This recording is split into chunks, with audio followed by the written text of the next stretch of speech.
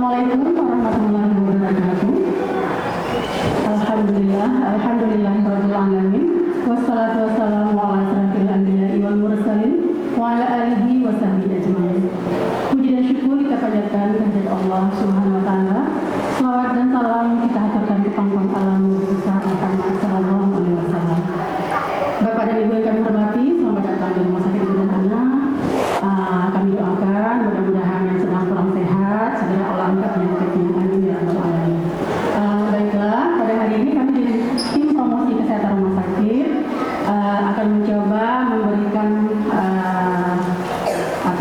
penyuluhan edukasi hari ini tentang menjaga kesehatan mata pada anak. Ini sangat penting ya Bapak Ibu, karena mata ini adalah jendela kehidupan ya Dok ya. Yang akan disampaikan oleh Dr. Alfi Nur Akmalia Mukhtar SPM. Kepada dokter kami persilakan. Bismillahirrahmanirrahim. Assalamualaikum warahmatullahi wabarakatuh. Terima kasih kepada tim PKRS Rumah Sakit yang sudah memberikan kesempatan saya untuk berbagi sedikit ilmu tentang bagaimana menjaga kesehatan mata pada anak. Pada prinsipnya ini sebenarnya tidak hanya berlaku pada anak, pada kita yang sudah dewasa. Jadi saya tekankan bahwa anak-anak itu adalah dari dia lahir sampai memasuki usia 18 tahun. Jadi anak-anak SMA juga termasuk anak kategori anak. Sementara anak-anak SMA itu banyak menggunakan laptop ya dan gadget untuk belajarnya. Jadi yang akan saya fokuskan ini adalah bagaimana menjaga kesehatan mata pada anak, dan sebenarnya pada prinsipnya ini juga bisa pada kita orang dewasa. Baik, saya mulai. Mata ini merupakan fungsi salah satu dari organ tubuh kita yang 80% itu memberikan informasi kepada kita ya. Kalau kita sudah tidak tidur saja, mata ini sudah bisa memberikan banyak informasi. Oh, ibu ini pakai jilbab hitam, oh ibu ini pakai kacamata. Jadi banyak informasi tanpa kita bisa beraktivitas yang lainnya. Rata-rata penggunaan mata kita itu ada 16 per harinya. Jadi banyak. Selebihnya kan waktu kita tidur mata sudah tidak bisa tidak kita gunakan lagi. Di era sekarang penggunaan gadget mudah sekali terjadi mata lelah, yaitu astenopia. Seperti keluhannya adalah mata perih, kemeng, terasa berat, kemudian mengantuk, pusing, seringnya di bagian dahi, pusing kalau terlalu lelah mata, kemudian sakit kepala, mata merah, dan penglihatan kabur. Saya sedikit mereview tentang perkembangan penglihatan pada bayi ya, di bawah 12 bulan atau di bawah 1 tahun. Jadi ini nanti ada berkesinambungan dengan penjelasan saya berikutnya. Pada umur 0-1 bulan, biasanya bayi itu bisa memalingkan kepala dan mata ke arah cahaya. Jadi baru arah cahaya, belum objek, belum si ibunya datang dia belum bisa lihat, hanya cahaya, dan gerakannya horizontal, hanya kemari-kemari saja, kanan kiri. Kemudian masuk usia 2-3 bulan sudah mulai ada kontak mata antara mata kita sama mata anak kita di usia 6-8 minggu. Kemudian sudah mulai ada gerakan vertikal, berputar, sirkular, dan membaca gerakan bibir. Artinya dia akan senang melihat kita berbicara dengan bayi itu. Kemudian 3-6 bulan sudah menggapai objek yang tergantung. Makanya penting ada digantung mainan di tempat box-boxnya ya, dan mengikuti mainan yang bergerak-gerak. 7-10 bulan dapat melihat benda yang lebih kecil, tertarik dengan objek, mengenali objek yang tersembunyi sebahagian, dan masuk usia 1 tahun, orientasi visual penuh di rumah, si anak sudah bisa mengenali dan mengenal orang dengan baik.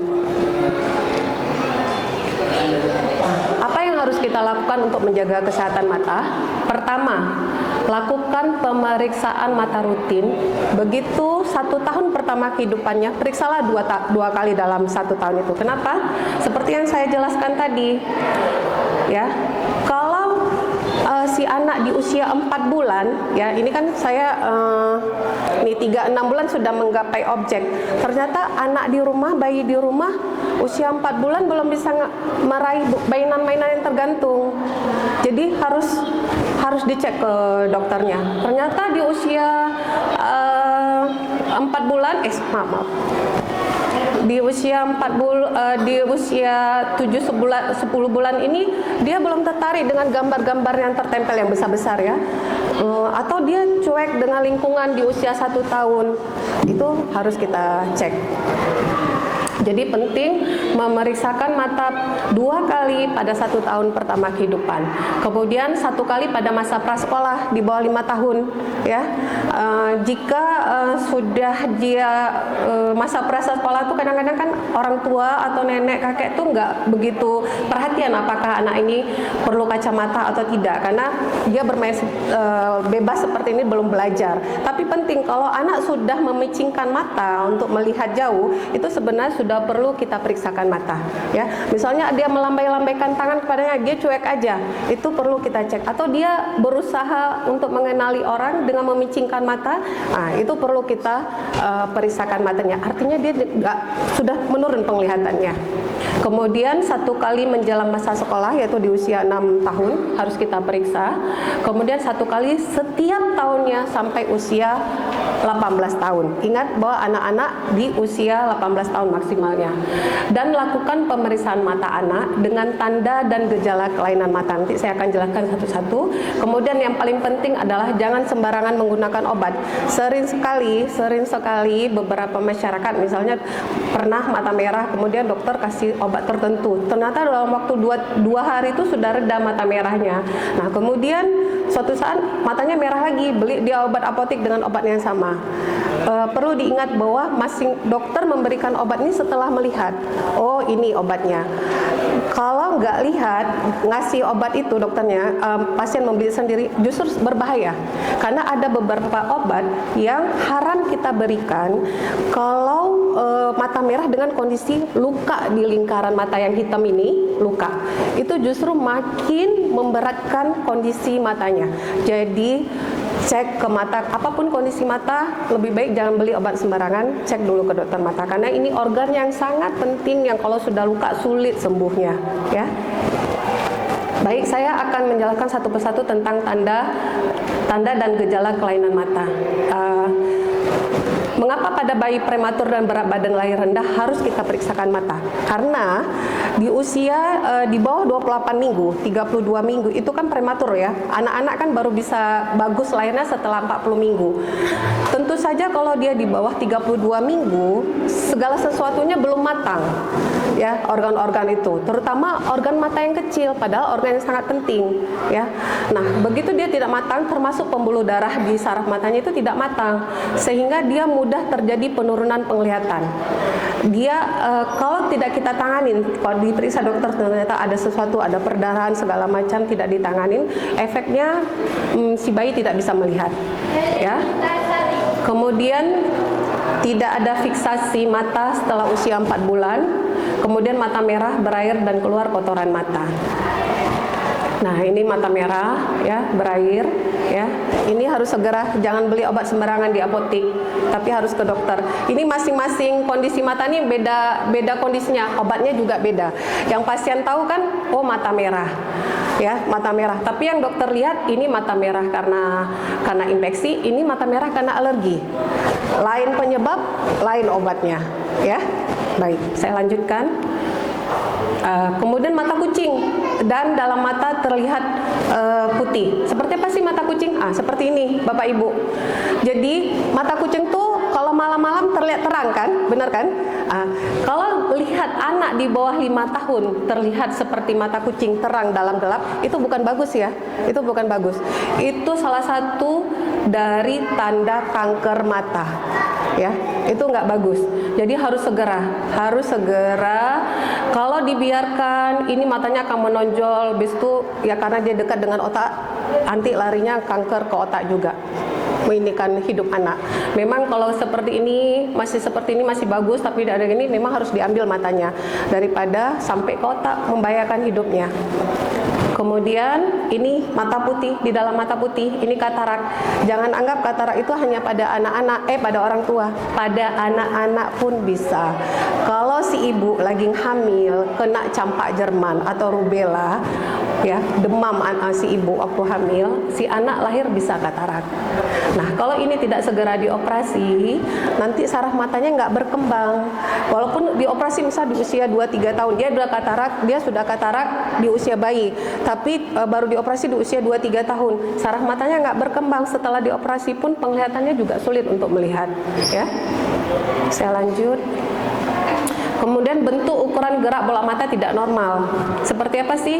Nah, ini masuk ke dalam mata. Ini sering orang tua atau kakek nenek tidak aware. Kenapa? Ketika anak-anak sudah melihat jauhnya, sudah memecingkan mata, itu artinya si anak sudah membutuhkan pemeriksaan mata. Ada kelainan, membutuhkan kacamata.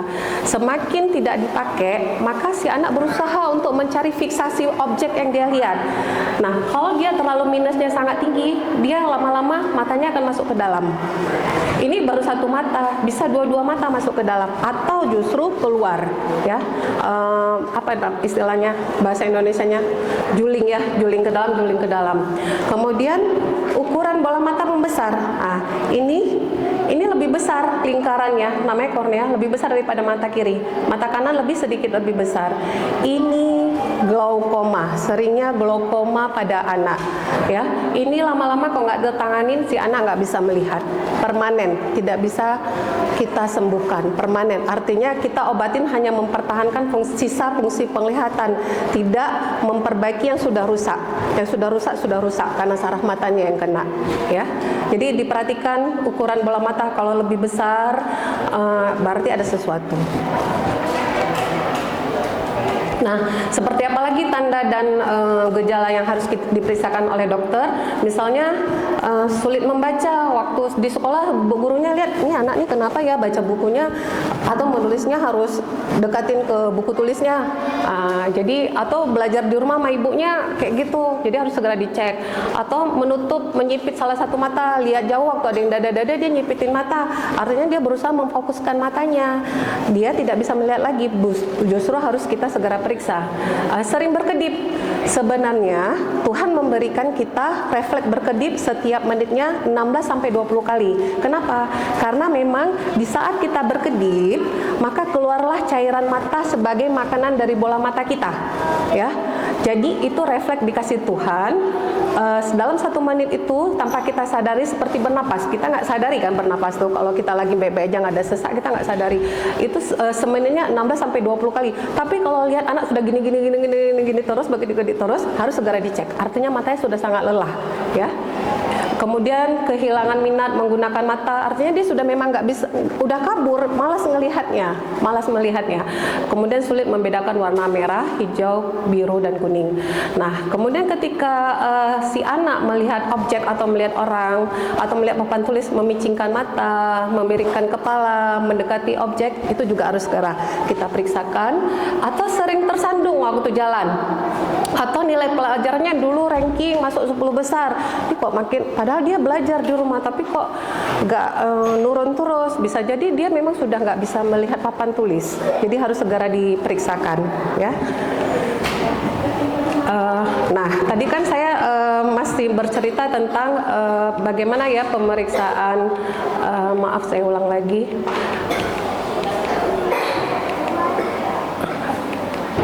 Tadi kan saya bercerita bagaimana apa yang harus dilakukan untuk menjaga kesehatan mata. Jadi ini ada nomor 1, ada nomor 2. Kemudian kita lanjutkan ke nomor 3-nya.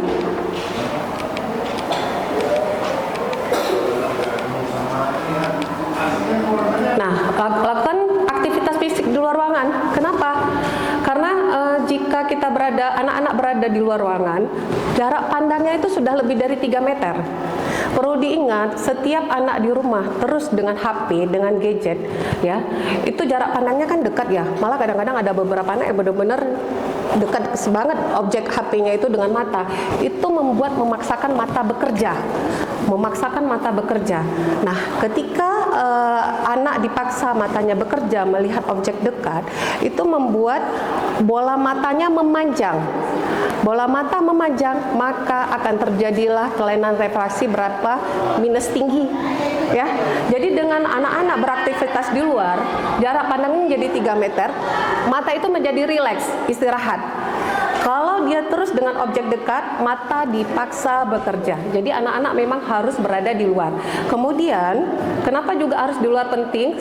Saraf mata itu akan berkembang. Jadi memang di bawah 1 tahun, bola mata perkembangan penglihatan itu sangat cepat. Tetapi perkembangan anak itu masih tetap ada sampai usia 5-8 tahun. Jadi kalau kita cuman di rumah anaknya, saraf matanya nggak berkembang dengan baik.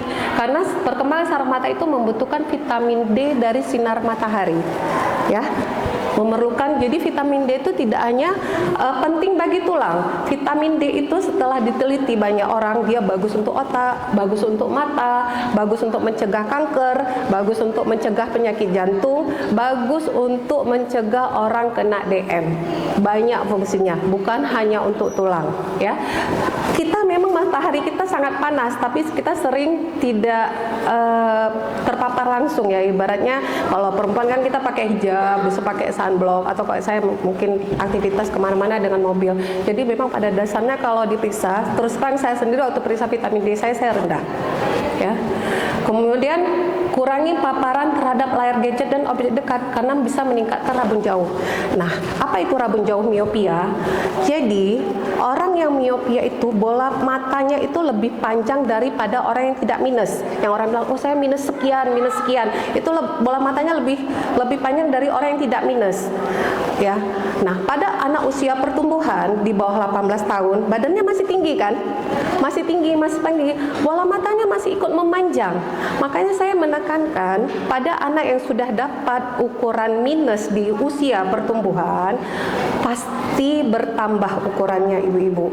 Kacamata itu bukan obat, bukan untuk mengurangi minus, tapi kacamata itu adalah alat bantu. Artinya ada orang butuh tongkat untuk jalan supaya nggak capek kakinya loncat-loncat, maka itu hanya alat bantu, bukan untuk memperbaiki kecacatan dari kakinya.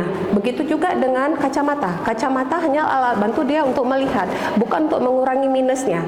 Nah, di usia pertumbuhan kalau dia kena, pasti nambah. Tapi bagaimana caranya kita menjaga supaya ukurannya nggak nambah banyak setiap kontrol. Ini nanti akan saya jelaskan, ya. Kemudian berapa lama waktu dan aktivitas di luar ruangan? Kalau anak usia sekolah pasti kan ada sekolah, dan dia pasti sudah ada aktivitas di luar ruangan. Tapi kalau anak-anak yang prasekolah, dia belum tentu apalagi kalau ibunya sibuk di rumah membersihkan rumah atau apa, ya itu kurang aktivitas di luar rumahnya. Jadi 75 menit per hari sudah menurunkan resiko miopia 50%. 60 menit per hari menurunkan resiko miopia minus atau ukuran minus itu 45%.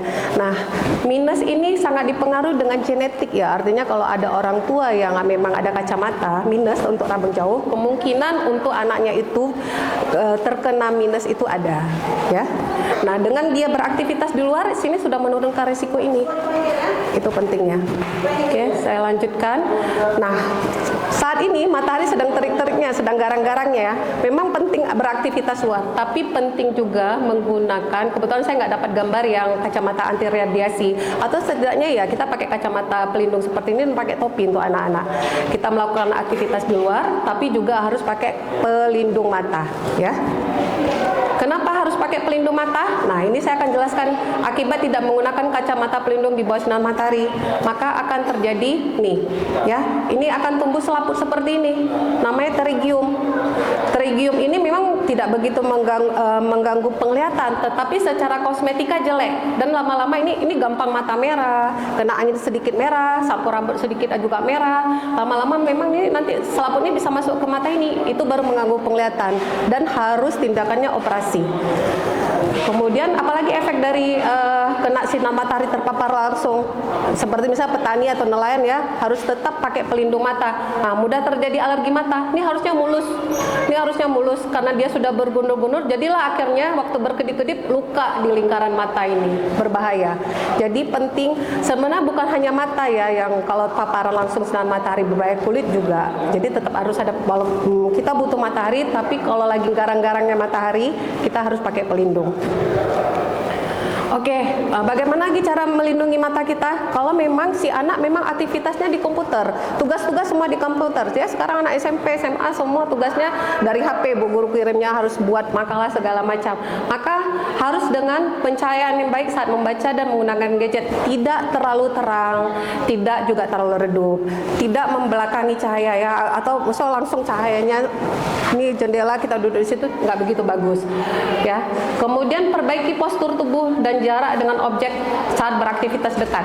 Nah, posisi seperti ini seringnya ya, saya terus terang saya bilang, kadang-kadang orang tua bawa anak-anak itu masuk ke ruangan poli saya aja sudah dan saya manggil-manggil salam dulu sama Bu Dokter, nggak mau angkat kepala karena terus dengan HP-nya. Salam dulu Bu Nona, Bu Dokter nggak mau periksa, nggak mau lepas dengan HP-nya. Ini apa yang bikin bahaya dengan postur seperti ini? Anak-anak dengan masa usia pertumbuhan ini masih berkembang tulang belakang, leher, punggungnya, ya. Itu kalau dia terus posisi seperti itu lama-lama akan bungkuk. Kemudian tulang belakang itu kan seperti bambu gitu, dia ada space-nya ya, kotak. Kalau terus kayak gini posisinya dia akan nyempit. Lama-lama nanti anak yang lehernya kaku, pundaknya kaku, sakit kepala larinya, ya sakit kepala. Orang dewasa seperti itu juga, atau nanti mudah kebas kalau orang dewasa lama-lama. Yang paling penting sebenarnya kenapa anak sering sakit kepala karena dia terus menunduk seperti ini, ininya kaku, leher, pundak kaku, ya. Kemudian kalau pakai komputer jaraknya ini kalau 18 inci ini sekitar 45 cm, 24 inci ini sekitar 75 cm, di kurang lebih 50 cm. Jangan terlalu dekat. Kenapa? Karena layar komputer ini beda dengan buku. Kenapa kok baca buku kita ya ngantuk memang, tapi mata kita nggak pegel banget, ya. Tapi kalau pakai layar komputer, itu tulisan bentuk-bentuk hurufnya itu dengan sinar blue-nya itu membuat mata kita lebih berusaha fokus untuk melihat tulisan-tulisannya. Ketika kita berusaha fokus itu, mata kita tidak berkedip, padahal kita harus berkedip, ya. Misalnya orang yang kerja dengan melihat angka-angka, dia akan buka matanya tidak berkedip. Nah, ketika tidak berkedip, cairan mata sebagai makanan bola mata tidak keluar. Mata akan menjadi kering dan mudah lelah dan perih. Kemudian harus diingat lagi, objek ini sebenarnya harus turun sedikit. Ini kan jarak pandangnya harus turun sekitar 15 sampai 25 derajat. Kenapa? Ketika turun sedikit, kelopak mata kita nih rileks gini. Tapi kalau dia sejajar, kelopak mata kita terbuka sedikit, apalagi kalau lebih tinggi, lebih terbuka. Nah, ketika kelopak mata lebih terbuka karena objeknya sejajar atau lebih tinggi, penguapan dari cairan mata yang dikasih sama Tuhan untuk makanan bola mata yang membasahi bola mata itu lebih cepat terjadi penguapan, lebih mudah keringnya, apalagi kerjanya di ruangan AC. Makanya pada orang-orang dewasa yang sudah kerja di komputer di ruang AC kok perih, capek, matanya nanti gosok-gosok matanya. Jadi fokuskan layar kurang lebih 50 cm, badan tegak, kemudian lebih rendah supaya mata leher tidak kaku, pundak tidak kaku, mata tidak cepat terjadi pengeringan mata dan tidak cepat capeknya, ya. Saya lanjutkan lagi. Kemudian ada diagnosa namanya computer vision syndrome. Nah, ini adalah kumpulan dari gejala sudah mata terlalu letih dengan penggunaan gadget, perih mata, kemeng, pegel, rasanya kayak ada pasir di mata, padahal diperiksa dokternya nggak ada pasir. Nah, itu kumpulannya. Bagaimana cara mengatasinya kalau memang kita kerja terus di komputer? Yaitu pakai rule 20-20-20. Apa itu aturan 20-20? Yaitu ketika sudah kita bekerja atau aktivitas dekat 20 menit, maka kita istirahatkan mata kita melihat jauh 20 feet, 20 kaki, 20 feet atau 6 meter selama 20 detik. Maka itu kita merilekskan mata kita. Kita bekerja aktivitas dekat, itu kan bekerja ya mata kita. Maka ketika sudah 20 menit, kalau susah kali boleh kasih pengingat sendiri pakai alarm, kita jauh. Atau kalau bingung kali itu, misalnya mata kita tuh maksimal kerja aktivitas dekat tuh sekitar 3 jam. Maka di antara 3 jam itu kita harus ada istirahat sekitar 4 kali melihat jauh. Tapi bukan istirahatnya lihat HP ya. Kadang-kadang ada orang istirahat, bekerja, tapi lihat HP. Itu sama juga memaksakan mata bekerja. Ingat, istirahatkan mata bukan dengan melihat HP, tapi benar-benar pejamkan mata atau makan rileks sebentar, lihat ke jendela, lihat jauh-jauh, lihat hijau-hijau. Itu namanya istirahat mata. Nah, ketika mata sudah lelah sekali, ada latihannya seperti ini. Ya, ingat nih latihan mata untuk meningkatkan mata. Pertama, ini boleh buka dua-dua mata. Kita arahkan mata tangan jauh sampai kita bisa melihat dekatkan sampai fokus paling dekat. Habis itu tahan sekitar 10 detik boleh. Atau kita gerakkan mata ke atas, ke bawah, tahan sekitar 1 menit. Nah, itu olahraga mata, ya. Oke, saya lanjutkan. Nah, waktu screen time itu adalah waktu anak-anak boleh nggak melihat gadget. Ingat, usia di bawah 1 tahun tidak boleh. 0 menit tidak boleh pakai gadget. 30 menit aktivitas fisik. Jadi anak-anak harus ada aktivitas fisik. Ada orang tua mengajak main bayi-bayinya, ya, aktivitas fisik. Kemudian waktu tidur 14-17 jam di usia 1 bulan, 12-16 jam di bawah 1 sampai 12 bulan. Semua perkembangan anak itu akan mempengaruhi perkembangan dari saraf mata. Itu harus kita tekankan. Oke? Kemudian usia 18 bulan atau di bawah 2 tahun juga aktivitas screen time-nya, melihat HP-nya tidak ada. Tidak ada. Kecuali memang mungkin orang tuanya ada salah satu kerja di luar kota, video call istilahnya, ya. Tapi kalau melihat video game-game supaya ibunya bisa kerja, lebih baik jangan. Kemudian usia 18 sampai 24 bulan atau mendekati 2 tahun hanya memilih konten program yang berkualitas untuk anak. Tapi penting adalah bermain bersama orang tuanya. Artinya didampingi sama orang tuanya, bukan dibiarkan duduk di pojokan sendiri melihat HP, ya.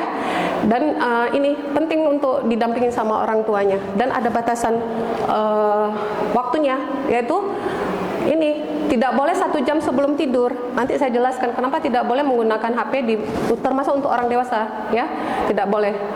Jadi kita harus cari alternatif lain untuk menenangkan anak kita supaya tidak menggunakan HP, ya.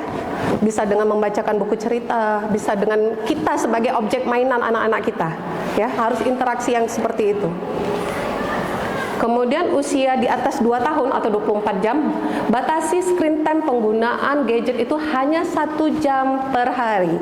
Kalau memang nggak perlu ya nggak perlu. Tapi kalau memang mungkin biar ibunya bisa kerja, tapi tetap harus diawasi 1 jam per hari dan memilih konten program yang berkualitas dan hendaknya didampingi oleh salah satu orang tuanya atau saudaranya. Nah, kenapa kita harus menghindari screen time sebelum waktu tidur? Ya, ini anak-anak dilarang nonton HP TV ketika mau tidur. Ya, ini karena ketika jam 9 sampai jam 12 malam itu keluar hormon melatonin, hormon pertumbuhan anak. Hormon anak-anak bisa rileks tidurnya itu di jam 9 sampai jam 12. Artinya kalau anak telat tidurnya, hormon itu nggak keluarnya sudah mulai sedikit, termasuk kita, ya. Jadi kita justru bukannya anak itu jadi cepat capek ngantuk atau apa, tapi dia malah lebih siaga untuk beraktivitas lagi malam itu. Jadi hindari penggunaan gadget sebenarnya 1 jam, ya, bukan 30 menit, 1 jam sebelum tidur. Kemudian itu kalau hormon melatoninnya nggak keluar, pertumbuhan anak juga terganggu karena anak-anak bertumbuh itu di saat tidur kualitas yang bagus di malam hari dengan lampu yang mati. Ingat, sunnahnya Rasulullah itu sebenarnya kita tidur itu di malam hari. Di malam hari itu dengan pencahayaan yang redup. Saya ada melakukan penelitian waktu saya pendidikan dengan menggunakan tikus 3 kandang. Tikus yang pertama ini 24 jam selama 3 hari hidupkan lampu. Tikus yang ini hanya 8 jam. Tikus yang ini benar-benar mati. Ternyata setelah kami USG, itu tikus yang 24 jam aktivitas lampunya hidup terus, bola matanya memanjang. Apa efek bola mata memanjang saya bilang tadi? Terjadi minus yang tinggi. Jadi ingatkan bahwa sunnah Rasulullah itu baru kita tahu setelah sekarang, bahwa tidur malam itu harus matikan lampu.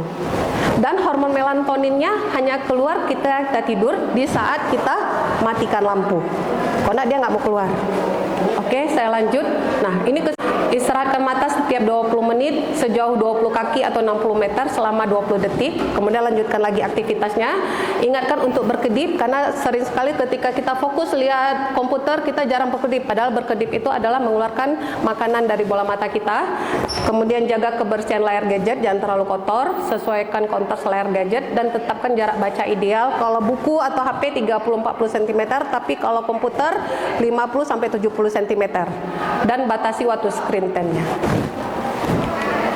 Nah, terima kasih. Ini kenapa layar terima kasihnya ini kami buat suatu saya pendidikan karena banyak sekali kasus masuk ke IGD, kakeknya, ayahnya beli tembak-tembakan, mungkin bukan mata anaknya yang kena tapi mata kawan anaknya. Ya, besok harus kita lakukan tindakan operasi. Jadi carilah mainan yang lebih aman lagi. Terima kasih. Terima kasih kita ucapkan kepada Dr. Abdi, spesialis mata kita. Jadi terbuka mata hari ini, Dok. Jadi rasanya ada penyesalan terhadap anak-anak kita ya. Ya mungkin kita baru tahu sekarang ternyata usia di bawah 18 bulan nggak boleh kena gadget dulu. Mungkin kesalahan kita dulu ya karena bekerja kasih gadget itu anak yang menyesal yang selalu belakangan ya, Dok. Benar, tapi tidak ada kata terlambat. Itulah, semoga ini jadi pelajaran ke depannya mungkin untuk saya juga, untuk kami bertugas dan untuk pasien juga dan ilmu hari ini. Mudah-mudahan bermanfaat. Barangkali Bapak Ibu ada yang bertanya, kami persilahkan untuk 2 pertanyaan. Karena dokter juga sangat sibuk, dia harus melayani pasien. Kami batasi 2 pertanyaan. Silakan Bapak Ibu. Di luar ini boleh? Di luar topik hari ini boleh, mungkin berhubungan dengan mata dokter. Silakan. Ada? Bapak di belakang mungkin? Sudah Pak? Oke, baiklah. Kami anggap sudah Pak ya. Mudah-mudahan apa